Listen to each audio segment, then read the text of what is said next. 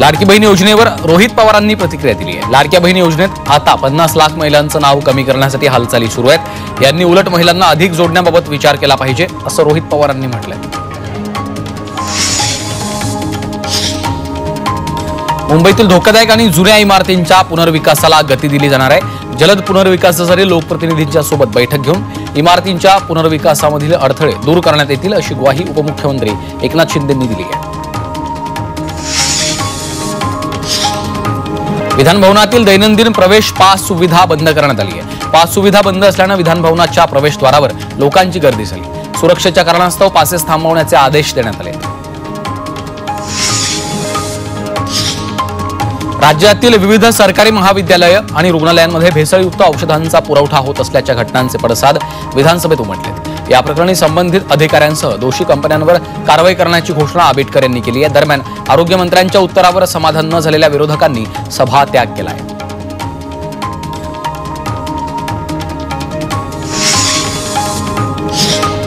औरंगजेबाची प्रशंसा केल्याप्रकरणी सपाचे आमदार अबू आझमींवर मुख्यमंत्री देवेंद्र फडणवीसांनी जोरदार निशाणा साधलाय। छत्रपती संभाजी महाराजांचा अपमान सहन करणार नसून आझमींना 100% तुरुंगात जावं लागेल असं फडणवीसांनी म्हटलंय।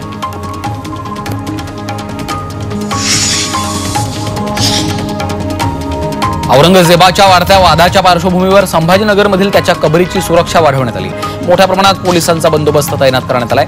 वादानंतर औरंगजेबाची कबर पाडण्याची धमकी देण्यात आली होती।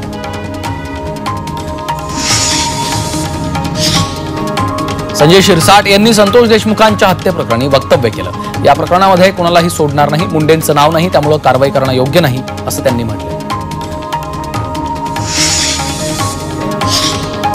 मुख्यमंत्र्यांनी धनंजय मुंडेंना मोकळं सोडू नये, त्यांच्यावर कारवाई करावी अशी मागणी जरांगेंनी केली आहे। तर बीडमध्ये धनंजय मुंडेंची टोळी कार्यरत असून त्यांच्या टोळीत पोलिसही सहभागी असल्याचा आरोप जरांगेंनी केला आहे।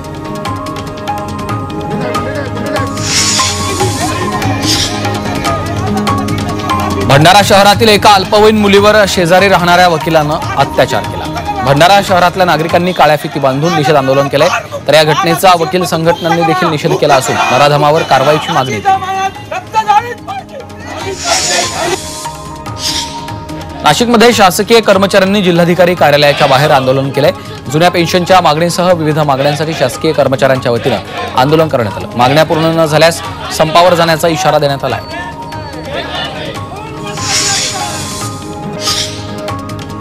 मसाजोगचे सरपंच संतोष देशमुखांच्या हत्येच्या निषेधार्थ लातूर जिल्ह्यातील शिरूर अनंतपाळ शहरात कडकडीत बंद पाळण्यात आला। या बंदला नागरिकांचा चांगला प्रतिसाद पाहायला मिळाला। देशमुख हत्या प्रकरणातल्या आरोपींना फाशीची शिक्षा देण्याची मागणी यावेळी करण्यात आली। रायगडमध्ये जिल्हा परिषद कार्यालयाच्या समोर सरकारी कर्मचाऱ्यांनी धरणे आंदोलन करण्यात आलं। सुधारित पेन्शनसह शासकीय कर्मचारी आणि पेन्शनर्सच्या प्रलंबित मागण्यांकडे शासनाचं लक्ष वेधण्यासाठी हे आंदोलन केलं गेलंय। विविध संघटनांनी या आंदोलनात सहभाग घेतला होता।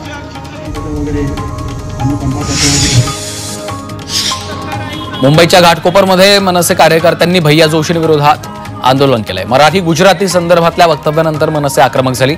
घाटकोपरच्या LBS मार्गावर जोशींविरोधात घोषणाबाजी करत आंदोलन करण्यात आलं।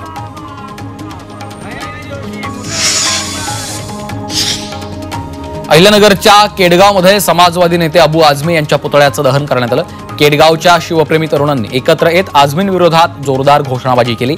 यावेळी नगर पुणे महामार्गावरील वाहतूक काही वेळासाठी रोखली होती। राष्ट्रीय वस्त्रोद्योग महामंडळातील 17,000 कर्मचारी 6 महिन्यांपासून पगाराविना काम करत आहेत। मुंबईसह राज्यातील 5,000 कर्मचाऱ्यांचा त्यात समावेश आहे। पगाराच्या मागणीसाठी या कर्मचाऱ्यांनी लेखणी बंद आंदोलन सुरू केलंय।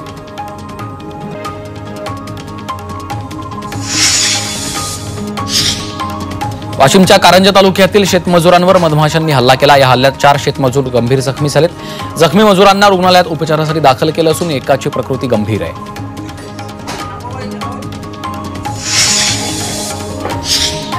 पुण्याच्या खडकवासला गावातील सार्वजनिक स्वच्छतागृहाचा पाणी पुरवठा गेली कित्येक महिने बंद आहे। त्यामुळे या स्वच्छतागृहांची अवस्था किळसवाणी झाली आहे। त्यामुळे इथल्या नागरिकांच्या आरोग्याचा प्रश्न निर्माण झालाय। या ठिकाणी 3 लोकसंख्येच्या वस्तीत 30 सार्वजनिक स्वच्छतागृह आहेत। लातूर जिल्ह्यातील गावांना कंधार तालुक्यातील प्रकल्पातून पाणी देण्यास शेतकऱ्यांनी विरोध दर्शवलाय। 129 गावांना नांदेडच्या कंधार तालुक्यातील मानार प्रकल्पातून पाणी पुरवठा केला जाणार आहे। मात्र ही पाणी पुरवठा योजना तत्काळ बंद करा अशी मागणी शेतकऱ्यांनी केली आहे, अन्यथा जलसमाधी आंदोलनाचा इशारा दिलाय।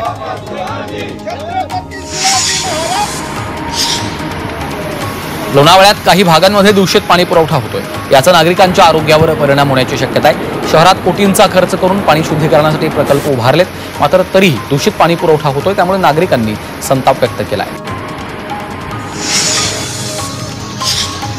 लातूर शहरासाठी मुबलक पाणी उपलब्ध असतानाही शहरात दूषित पाण्याचा पुरवठा होतोय। काही भागात गेल्या 3 महिन्यांपासून पिवळ्या पाण्याचा पाणी पुरवठा होतोय। वारंवार तक्रार करूनही मनपा याकडे दुर्लक्ष करतंय, त्यामुळे नागरिकांचं आरोग्य धोक्यात आलंय।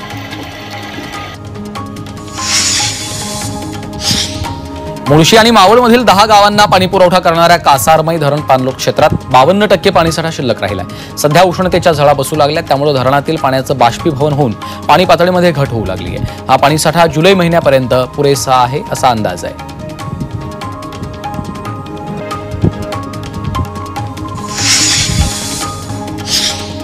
लातूरमध्ये बाप लेकीच्या नात्याला काळीमा फासणारी घटना घडली आहे। पोटच्या मुलीवर बापानं अत्याचार करण्याचा प्रयत्न केला। आईच्या फिर्यादीवरनं नराधम बापाला अटक करण्यात आली आहे।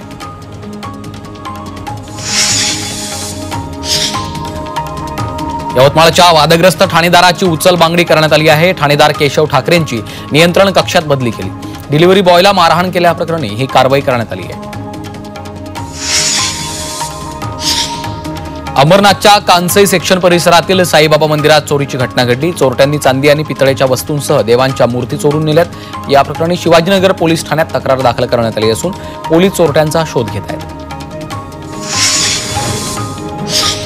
कल्याण पोलिसांनी रिक्षा चोरट्यांवर मोठी कारवाई केली। हा आरोपी कल्याण डोंबिवलीतून रिक्षा चोरून कर्जतमध्ये विकत होता। हा प्रकार पोलिसांना समजताच पोलिसांनी सापळा रचून आरोपीला अटक केली, तर आरोपींकडून 4 रिक्षा जप्त करण्यात आल्या। पुण्यातल्या दौंड तालुक्यामध्ये चड्डी बनियन घातलेल्या इसमांनी गोंधळ घातला। रात्रीच्या सुमारास एका घरात 3 अज्ञात शिरले। त्यांनी दगड काठ्यांनी घरातल्या व्यक्तींना बेदम मारहाण केली। यात एकाचा मृत्यू झालाय, 4 जण गंभीर जखमी झाले। पुण्यात वाढदिवसाचा केक कापण्यासाठी पिस्तूल बाळगून सत्तुराचा वापर करणाऱ्या आरोपीला अटक करण्यात आली। त्याच्याकडून 1 पिस्तूल आणि इतर 2 हत्यारं जप्त केली आहेत। केवळ परिसरात दहशत माजवण्यासाठी तीक्ष्ण हत्यारांना केक कापला। खडक पोलिसांनी ही कारवाई केली। हिंगोलीमध्ये परीक्षार्थ्यांचा मोबाईल परत करण्यासाठी लाच मागणारा प्राचार्य एसीबीच्या जाळ्यात अडकलाय। लाचलुचपत प्रतिबंधक विभागानं या प्राचार्याला रंगेहात पकडलं। परीक्षा केंद्रावर जप्त केलेला मोबाईल परत देण्यासाठी 4,000ची लाच मागण्यात आली होती। दरम्यान प्राचार्याकडून 14 मोबाईल हस्तगत करण्यात आले। मावळमध्ये महिलेच्या गळ्यातील सोन्याचे दागिने लंपास करणाऱ्या दोघांना अटक करण्यात आली आहे। तळेगाव MIDC पोलिसांनी ही कारवाई केली। चाकण रस्त्यावरून पायी जात असताना 2 युवकांनी महिलेला थांबवून पत्ता विचारण्याच्या बहाण्यानं दागिने पळवले होते। मावळमध्ये सोनारालाच खोटी सोन्याची चेन देत 70,000ची फसवणूक करणाऱ्या दोघांना तळेगाव MIDC पोलिसांनी ताब्यात घेतलं। या आरोपींनी बनावट सोन्याची चेन खरी असल्याचं भासून पैसे उकळले होते। पोलिसांनी त्यांच्याकडनं संपूर्ण रक्कम आणि बनावट चेन जप्त केली।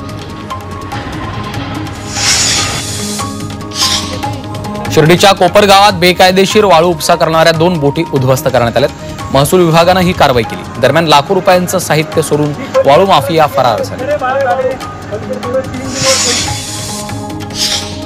अमरावतीमध्ये राज्य राखीव पोलीस दलाच्या गट क्रमांक 9 मध्ये एकाच वेळी 10 ठिकाणी घरफोड झाले, त्यामुळे पोलीस सुरक्षित नसल्याचं पाहायला मिळतंय। चांदूर रेल्वे मार्गावर SRPFच्या 500 क्वार्टरमधील ही घटना आहे। दरम्यान चोरट्यांनी लाखो रुपयांचा मुद्देमाल लंपास केलाय।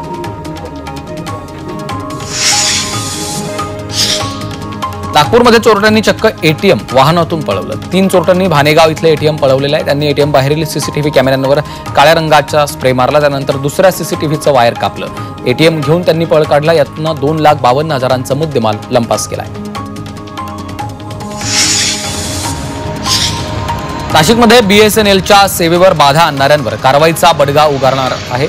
विनापरवानगी खोदकाम करणाऱ्यांवर आता गुन्हे दाखल होणार आहेत। नाशिकचे जिल्हाधिकारी जलज शर्मा यांनी गुन्हे दाखल करण्याचे आदेश दिले। 6 महिन्यात 226 दोष आल्यानं 856 तास सेवा बाधित झाल्याचं समोर आलंय, त्यामुळे नाशिकचं जिल्हा प्रशासन ऍक्शन मोडवर आलंय। नंदुरबार रेल्वे प्रशासनानं 9 महिन्यात फुकट्या प्रवाशांवर कारवाई करत 2 कोटींचा दंड वसूल केला. विना तिकीट प्रवास करणाऱ्या 28,592 प्रवाशांकडनं हा दंड वसूल करण्यात आला. त्यामुळे विना तिकीट प्रवास करणं प्रवाशांना चांगलंच महागात पडलंय.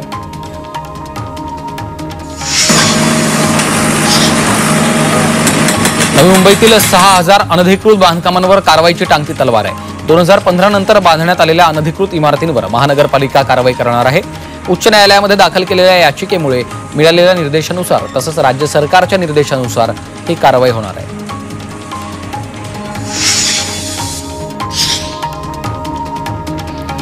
गुजरातमध्ये पालघरच्या बोटीचा समुद्रात अपघात झालाय. मच्छीमारी करून परतत असताना बोटीला अपघात झाला. यामध्ये पालघरमधील मच्छीमार खलाशांचा मृत्यू झाला तर 2 जणांना बाहेर काढण्यात गुजरात प्रशासनाला यश आलंय.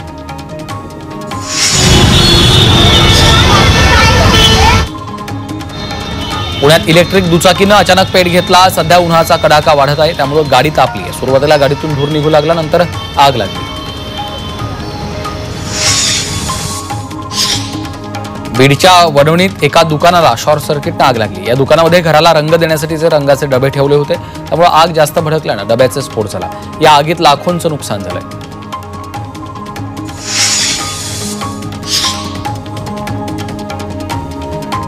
च्या बोफोर्स घोटाळ्याची माहिती भारतीय यंत्रणांना मिळणार आहे. खासगी अन्वेषक मायकेल हर्षमन यांच्याकडनं माहिती मागवण्यासाठी सीबीआयनं अमेरिकेला न्यायालयाला विनंती पाठवली. 64 कोटींच्या घोटाळ्याचा तपास तत्कालीन काँग्रेस सरकारनं खोळंबून ठेवल्याचा आरोप हर्षमन यांनी केला आहे.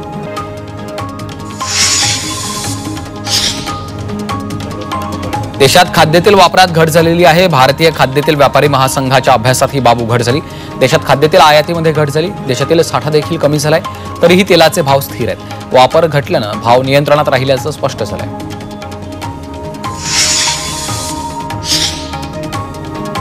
पासपोर्टच्या नियमामध्ये केंद्र सरकारनं काही बदल केलेत. 1 ऑक्टोबर 2023 नंतर जन्मलेल्या मुलांचा पासपोर्ट घेण्यासाठी त्यांच्या पालकांना आता जन्मतारखेसाठी जन्माचं प्रमाणपत्र सादर करणं अनिवार्य करण्यात आलं. दरम्यान नवीन नियमांची अंमलबजावणी येत्या काही महिन्यात सुरू होणार आहे.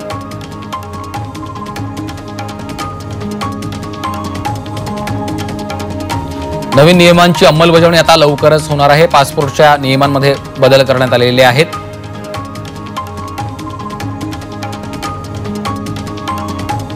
दरम्यान येत्या काही महिन्यात नवीन नियमांची अंमलबजावणी सुरू होईल अशी माहिती आहे.